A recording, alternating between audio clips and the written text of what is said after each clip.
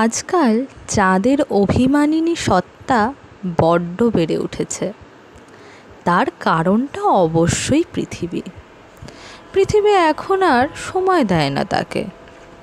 আগে গাছপাতার আড়াল থেকে শিশির জলে সিক্ত হয়ে নিশীথের চাদর মুড়িয়ে চুপি চুপি মানব জাতির চোখের আড়ালে এই পৃথিবী শশীর শরণাপন্ন হতো। কতই না মধুর গল্প, মাঝে মাঝে মধুরতা তিক্ততায় পরিণত হতো যখন পৃথিবী ঠাট্টা করে চাঁদের কলঙ্কগুলোতে হাত বোলাতো। কিন্তু সেই তিক্ততাটা অনেকটা শুক্তোতে থাকা করলার মতো। এখন চাঁদ বিভিন্ন সাজে এসে পৃথিবীর নজর কাড়তে চায়, কখনো লাল, নীল, হলুদ।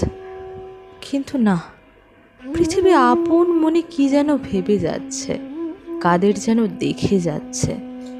চাঁদের নরম মন রাগ, আবেগ, হতাশা আবার আশঙ্কায় জমাট বেঁধে উঠেছে।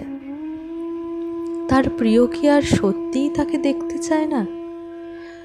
চাঁদ থাকতে না পেরে আকর্ষণ বিকর্ষণ ক্ষমতার বিপক্ষে গিয়ে ছুটে আসে পৃথিবীর কাছে।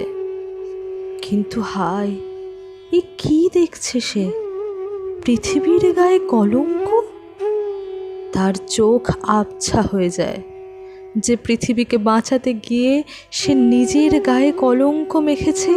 সেই পৃথিবীর গায়ে আজ তারই সন্তানরা কলঙ্কের দাগ লাগাচ্ছে।